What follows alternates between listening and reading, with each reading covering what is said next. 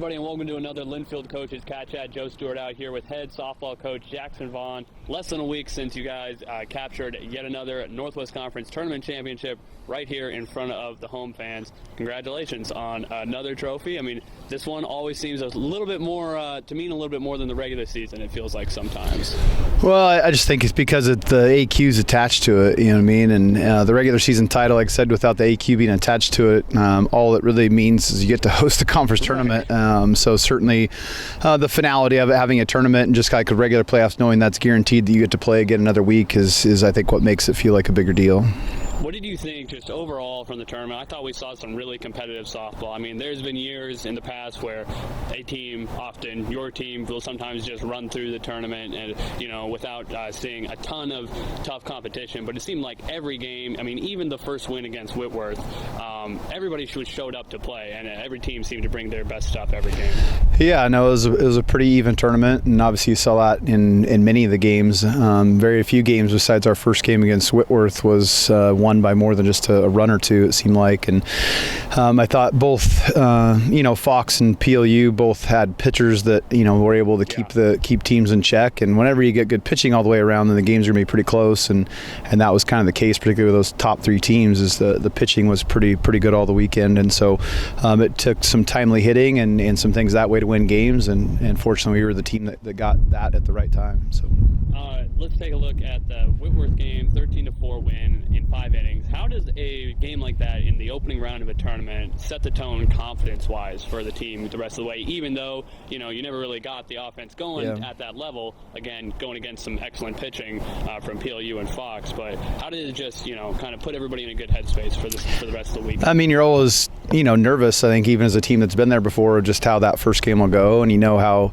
tough the road is to win the whole thing if you lose the first game, and softball is such a, tough sport where sometimes you hit the ball at people and you do some things you think pretty well, but all of a sudden you find yourself in a tough game. And so, the ability to bounce back to, they hit those 2 early home runs and at one point had the lead on us, I believe. And for our kids to answer right back and then just kind of continue to put the pressure on them all the way through the lineup and obviously rack up where we had 14, 15 hits and ran the bases pretty well, you know what I mean? And kind of, just gave everybody some confidence, like you said, because pretty much everyone had a hand in it with that many hits. And so it was a great way to start.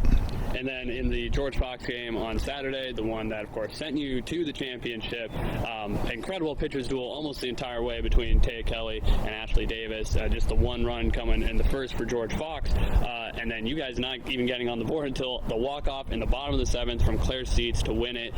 What did it say about Seats? I mean, we've obviously seen her deliver all season long, leading the team in RBIs, but what did it say about her to be able to settle the nerves and come up that big in that big of a moment just as a freshman?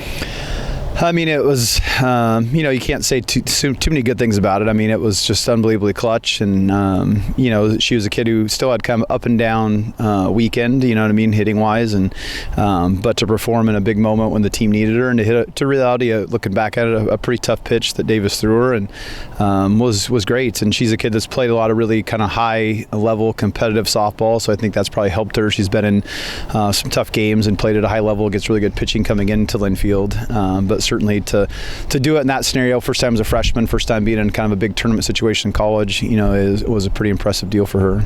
And in the 4-3 win over PLU, I mean, it goes to 9 innings, and I want to get into Bailey Paul's game-winning inning, basically, that she had there.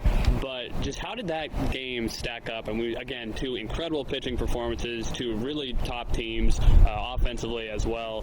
How did it stack up in some of the all-time great Northwest Conference games you've gotten to coach through your career? It was certainly, up there just because it was in the championship game, and it was just back and forth, and, they went up, and then we tied, and they went up again, and then we came back and tied, and we had some, big hits from Kat and Abby, you know what I mean, that 2 seniors that had done a really good job for us throughout the year, but it also had kind of up and down years a little bit offensively, and for them to come up in the hugest moments we needed them was awesome to see. And then for Taya to kind of settle in, she pitched pretty well, but she missed a few things that gave them some opportunities, and they had some hits that just kind of found holes early in the game, you know what I mean, and they were able to find a way to score a few runs when I thought she threw some good pitches. And then when it counted, though, the 7th, 8th, 9th, I think, she didn't allow a base runner, I don't think, after the 6th, and so that was obviously crucial because obviously any run at that point, has a chance to win the game. And then for us, we were kind of the opposite. We got runners on, I think, in the 7th, 8th, and weren't able to bring them across. And then finally we get Bailey on in the 9th,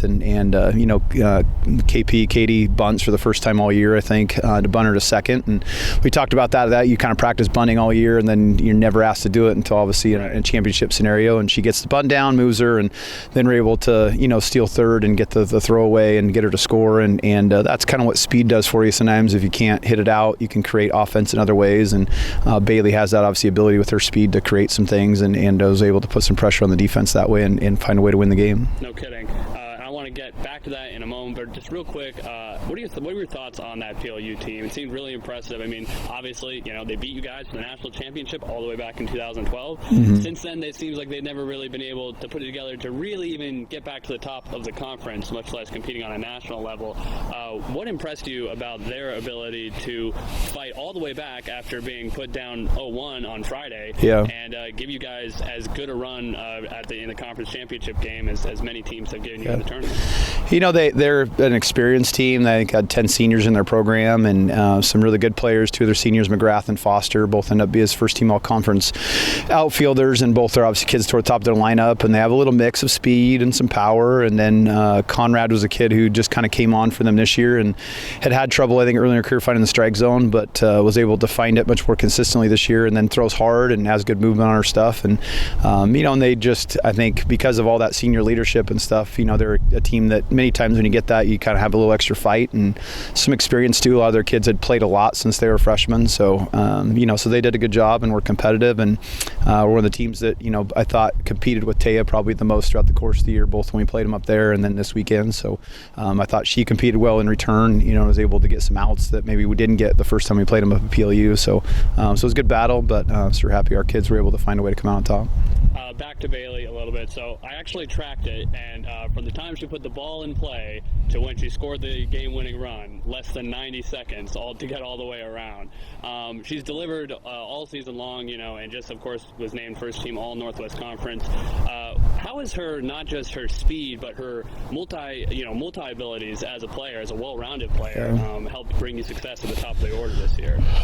She's been key because, graduating, last year Kelsey was kind of our leadoff and had all that speed, and to replace her with Bailey, who is nearly as fast as Kelsey, but, has, just like Kelsey did, the ability to, hit singles and doubles and then steal bases, just kind of sets the tone at the top of the lineup. And, just her experience too. She's a kid that's like some of the others we talked about, just played a lot, and she played one of her best tournament weekends, that we've had. She was good in all 3 games, not just in the last game. Even in the Fox comeback, she had the hit to get on base in that inning and kind of just got the momentum going, and then Claire was able to hit the home run. So I'm so happy for her. She's battled a ton of back injuries and has been kind of a kid that sometimes weekend to weekend, we're not sure she's for sure going to be able to play. We always think she's going to be able to, but some debilitating back stuff that she's had to fight through all year. And so just really proud of her and how she's been able to stick with it. And you watch her run, you'd never think the kid has a bad back, but she has fought that thing all year long. So.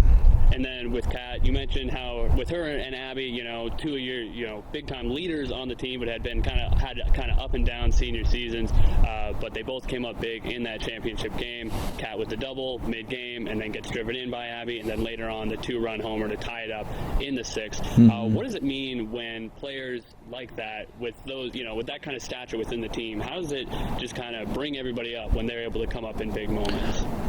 Just for that reason, I think everybody, not necessarily looks up to them, but has so much respect for them, and they know they're so invested. And as a senior, you're so invested because it's getting to the end of your career that every win matters a little bit more. And as an underclassman, to be able to help them win just is something that's kind of the only thing you can really give your seniors sometimes. And so, but to see them do it, and they've been working really hard, I think, the last month to just make improvements in their swing and to get better. And we've seen that in practice pretty consistently, but you still have to do it in a game. And so to see them both come up with big hits was just awful fun for the team, for me, and obviously for both of them, just because they did it, in one of the bigger moments of the year.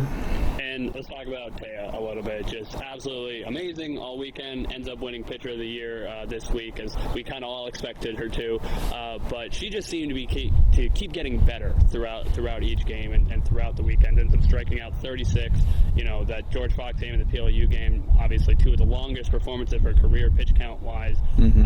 What does that say about a pitcher when they're able to keep getting better, even as the stakes get higher? And most players would maybe start to feel the wear and tear and just start to fade a little bit with that much usage. Yeah, and particularly I think when you're a power pitcher like she is, you worry about that a little bit, and just how much that she's just grown so much. I mean, she was a freshman. She was a kid that was a nervous wreck in the circle, and we couldn't get her through games because the nerves would get to her. And to now look where she's at as a junior, to have those high pitch counts, to be playing in pressure innings where one mistake loses you the game, and to continue to just battle kids over and over. We had so many at bats that were 5 foul balls, and you still got to keep coming back as a pitcher and throw a strike and try to get a kid out. And just the total kind of composed demeanor she has now, and it's just fun to see because I've seen her when she was young and wasn't there yet, and she's battled a few injuries herself, and so she's not 100% healthy, but doesn't let that be an excuse or bother her. She just goes out and does the absolute best she can, and so hopefully as rest will get a little bit healthy, and we can hopefully have her close to 100% when we get in the playoffs. Yeah, one of the perks of it being a couple weeks before regionals. Yeah. And then one last player I want to ask you about.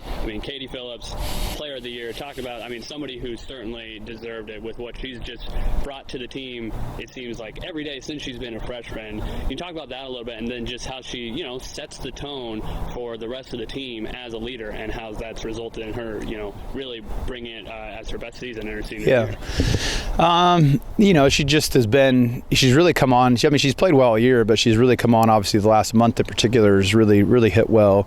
And she's just a aggressive kid at the plate. It's fairly impressive as many numbers. She probably only struck out twice, I think 2 or 3 times all season for how many plate appearances she's had. So she's always going to put the ball in play.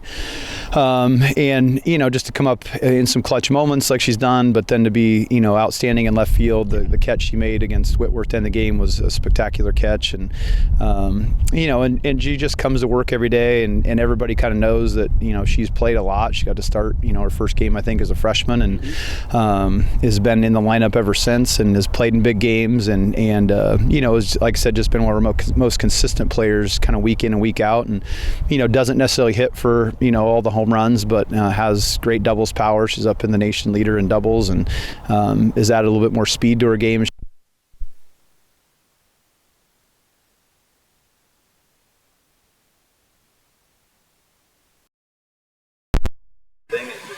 She's done a good job of that with just how she's played. Now she's going to practice and continue to try to get better. I think as some kids that are in the lineup since you're a freshman, you get a little content, but she's really made a push to try to get better, particularly from last year to this year, and has really done that. Yeah. Finally, your 12th Coach of the Year award, you were named earlier this week as your fellow coaches in the league selecting you once again.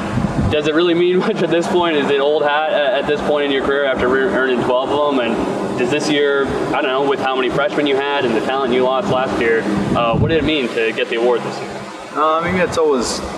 It's cool because it's just the team award. Like if you got it, it means your team did good. Right. And certainly our team gets it. 90+% of the years the team that wins conference gets it. Sure. So you kind of, it's reflective of how the team did, but it's also reflective of your staff. You don't do it by yourself. So our staff, both with Emily Allen and Amanda Knopf in particular, like they both contributed a ton this year. Amanda in particular with the pitchers and Taya's growth, we talked about that, and the coach kind of behind the scenes with that is really Amanda. She's worked with her since she was a freshman, and Emily being new on the scene this year and really coming on and helping with kind of all aspects of the program, but the catchers in particular, and then bringing in and starting new catchers this year, Emily's been huge. And even the help we get from our 2 football, manager guys that help out with Blake and Ben, like those guys do a ton for us. Just all that behind the scenes stuff, and then even the stuff that you guys do and Kelly does, like all contributes and just to how the program's able to run. And so you kind of take that as a whole, kind of staff program culture award, and I think that's what you feel good about, is that you've done some good things that way. And if you win, then that kind of stuff comes along. But just like the Player of the Year and the Pitcher of the Year stuff does, like if our team doesn't do well, it's unlikely to win those awards. Well put, well put. Regionals coming up in a couple weeks. What do you like as far as likeliness of hosting, and then just how are you feeling? Could this be a deep run this year? I have no idea. I've done it for a long time. We've been in a lot, and I don't have any idea. So we could host, we could be in the Midwest, we could be in Texas, we could be in California, who knows. So that's what I told the kids. So we'll just find out when we find out.